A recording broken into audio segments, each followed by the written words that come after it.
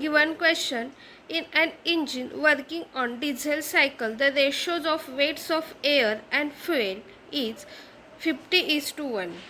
Temperature at the beginning of compression is 50 degrees Celsius and the compression ratio used 14:1. What is the ideal efficiency of the cycle? Calorific value of fuel used is 42,000 kJ per kilogram. Cp 1.004 kJ per kilogram Kelvin, Cv 0.717 kJ per kilogram Kelvin for air. Let us understand given data with the help of pressure volume diagram of the diesel cycle. Air to fuel ratio is given 50:1. At the beginning of compression, temperature is given. We know that process 1 to 2 is the isentropic compression process, and at the beginning of compression, point 1, that is temperature T1 is equal to 50 degrees Celsius. Now for calculation we have to use this temperature in Kelvin, so it is equal to 50 plus 273 and that is equal to 323 Kelvin. Compression ratio R is given 14:1, so we will use here R is equal to 14. Calorific value of the fuel is given 42,000 kJ per kilogram.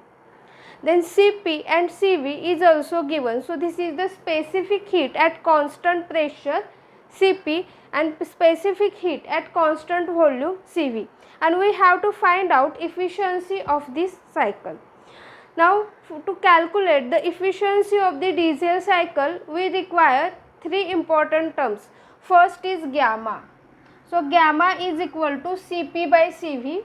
Then next is R, that is the compression ratio R. So R is given 14 and next is cutoff ratio RC. Now we have to calculate this RC because it is not mentioned in the question. Now gamma is equal to Cp by Cv is equal to 1.4. Now RC is equal to, now if we observe the diagram, we know that RC cutoff ratio is the ratio of V3 by V2. So V3 by V2 is equal to RC. Now we can also say that it is equal to T3 by T2.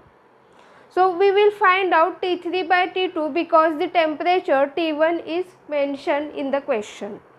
Now we will consider the process 1 to 2. So for process 1 to 2 we have relation in between temperature and volume. So T2 by T1 is equal to V1 by V2 raised to gamma minus 1. So V1 by V2 is known as compression ratio R. So it is 14 raised to 1.4 minus 1, that is equal to 2.874. So T2 is equal to, so we will multiply with T1, that is 323. So we will get the answer 928.3 Kelvin. So this is the value of T2. Now we will move to the process 2 to 3. Now T2 is known, we have to find out T3 because RC is equal to T3 by T2. So how to find out T3? Now process 2 to 3 is the heat addition process. Now if we observe, this process is taking place at constant pressure. So we will use here the specific heat at constant pressure multiplied by the temperature difference. So Cp multiplied by T3 minus T2. This is the heat addition per kilogram of air. Now if we observe, Cp T3 minus T2 is also equal to fuel to air ratio multiplied by Cv. Now air to fuel ratio is given, A by F is 50:1. So fuel to air is 1 by 50. And Cv is given 42, that is the calorific value of fuel is given 42,000 kJ per kilogram. So heat addition per kilogram of air is equal to fuel to air ratio multiplied by Cv. So we will say that T3 minus T2 is equal to, I will transfer Cp to the right hand side. So it will become 1 by Cp. So fuel to air ratio is 1 by 50, Cv is 42,000 and 1 by Cp is 1 divided by 1.004. So its answer is 836.6. So T3 is equal to 836.6 plus T2. So it is 1764.9, and therefore RC is equal to T3 by T2 is equal to 1.9. Now we will calculate efficiency. Neta is equal to 1 minus 1 divided by R raised to gamma minus 1 multiplied by RC raised to gamma minus 1 divided by gamma in the bracket RC minus 1. Now we will put the values. So 1 divided by R, that is 14 raised to 0.4, 1.9 raised to 1.4 minus 1 divided by 1.4, 1.9 minus 1. Now we have to first solve this denominator, so it is 2.87. Then for this numerator we have to first solve 1.9 raised to 1.4 and then we have to subtract 1, so it is 1.45.